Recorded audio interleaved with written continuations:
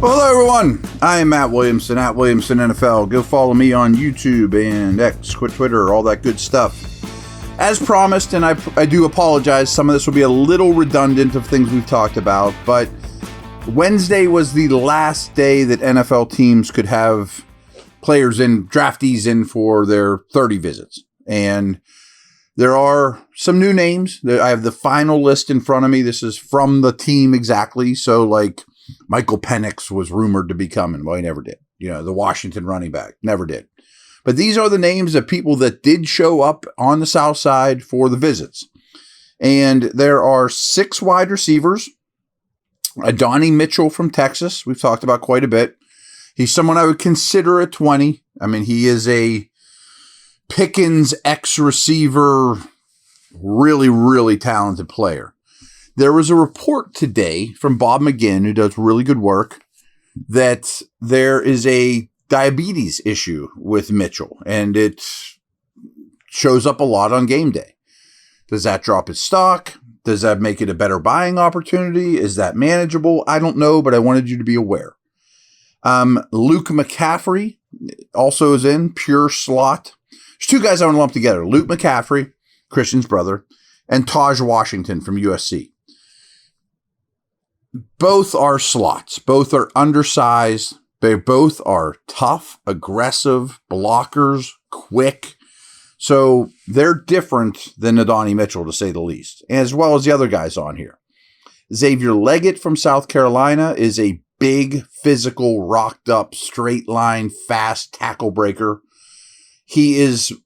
Mitchell's a do-it-all guy. Leggett's an outside, run deep type. Malachi Corley and Ricky Pearsall can go both ways in terms of slot or outside. I adore Pearsall. I'll be honest with you. I mean, I can't imagine him getting to 51. He's somebody that if they traded down to 32, I would be all over. He does it all. Now, Corley's much rougher around the edges, but is the Deebo Samuel comp, which isn't fair, but that gives you some idea. Run after the catch, not really the route runner of Pearsall is at all. It would not surprise me, but it would not surprise me if one of these 6 receivers ends up being a Steeler after this draft. BetOnline continues to be your number one source for all your basketball wagering needs.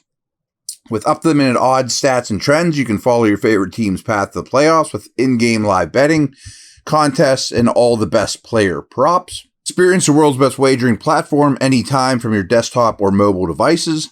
Head to BetOnline today and become part of the team, and remember to use promo code BELIEVE, BLEAV, for your 50% welcome bonus on your first deposit. BetOnline, the game starts here.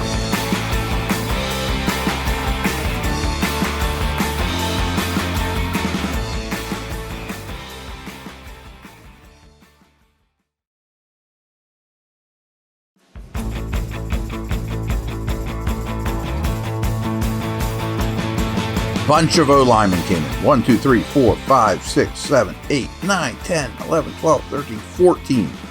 Graham Barton, often linked in these mock drafts to the Steelers at 20.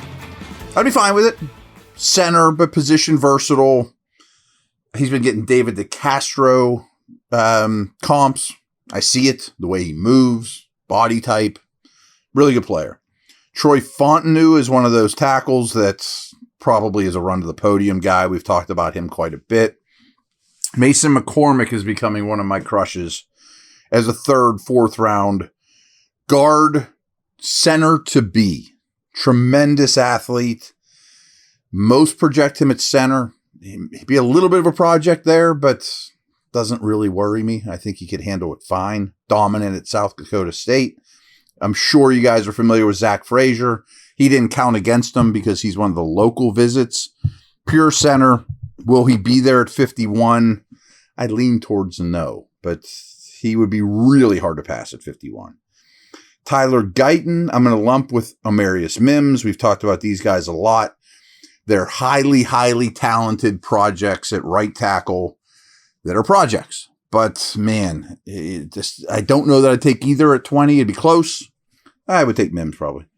But if you could trade down, plug them in at right tackle, you hope they're ready for week one. I mean, that's a little bit of a conundrum because Moore doesn't play right tackle all that well. But they are talented, big, strong, pieces of clay to mold. You all know Jackson Powers-Johnson. He was in. Blake Fisher is a pure right tackle for Notre Dame. He's not a glass eater. He's a little more finessey than I would like, but that's why he's a second, third round pick. But he's pretty close to a plug-and-play right tackle, and that in itself, I think, has a lot of value with the Jones-Moore dynamic left-right situation.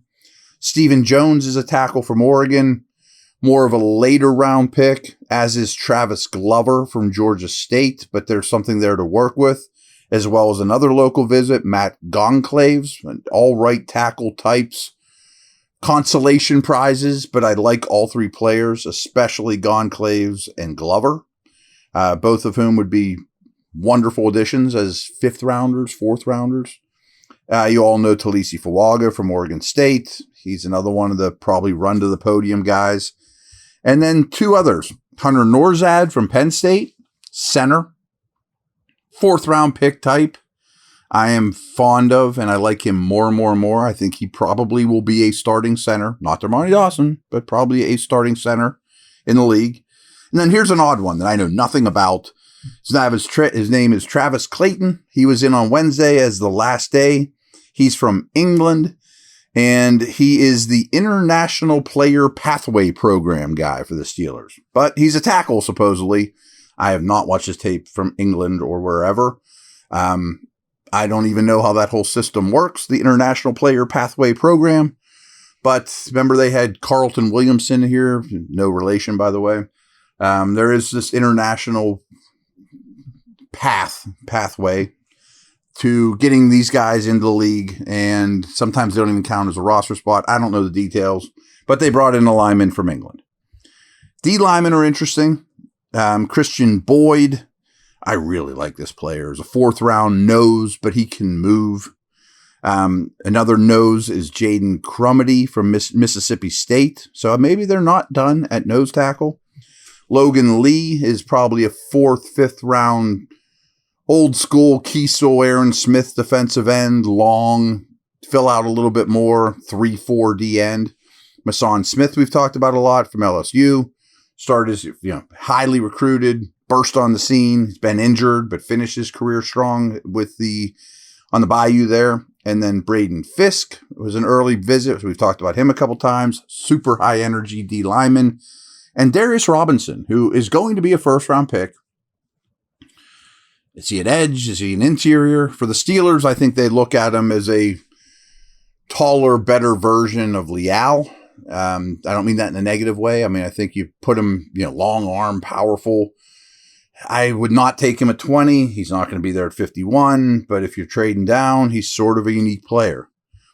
Two interesting linebackers that I can't quite figure out because these guys are going to get drafted pretty high. And that's Junior Colson from Michigan and Peyton Wilson from North Carolina State. My hunch is, just reading the tea leaves, is we really like your tape. We signed Patrick Queen. But if it gets to the point where you fall, we just can't help ourselves because we have high grades on you. Now, does that mean Holcomb's not as healthy as we hope or wish?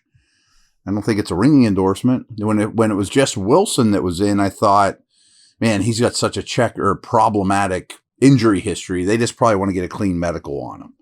But now the Colson comes in, another one that's amongst the top three off-the-ball linebackers.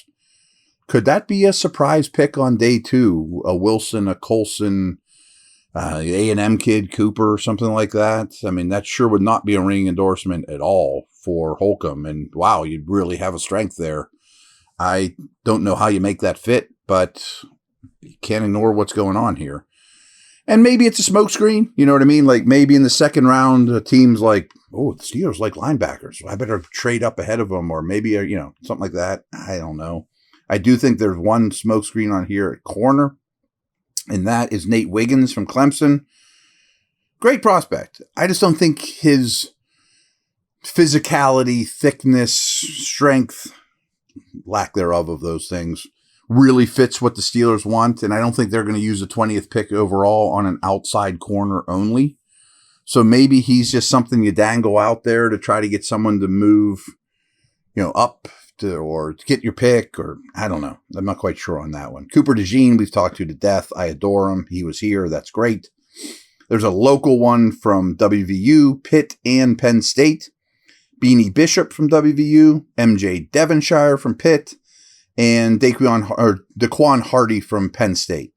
I need to do a little bit more work on Bishop, but I think he's a slot. I know Devonshire and Hardy are slots. And frankly, if they were from Oregon or UCLA, they weren't local. It wouldn't shock me if they were in as 5th round slot corners with some toughness. Now, there's other two here. The last two that I've not mentioned are Andrew Phillips from Kentucky and Max Melton from Rutgers. These guys are probably going to cost you your 2nd round pick. Certainly Melton, highly athletic. You look at their test scores, they're both phenomenal, and they play like it. Melton's very smooth. Both these guys are really aggressive. They would come in and be your answer at slot and maybe end up being your outside starting corner. So there's some value to those guys in that they're probably 2nd round picks. Maybe you'd get Phillips in the 3rd. Maybe. Probably not where the Steelers pick, though, in the 3rd. But they would fit in really, really well here. Now, can you make that puzzle work with all your other picks, etc.? Who knows? But boy, I really like those players, and I'm happy that those two, as well as DeJean, were in for visits. I mean, if one of those three were Steelers, go a really long way to pretty much finishing your secondary with the 3 of them. So there's a lot of value just in that. All right, everyone. Thanks. Take care.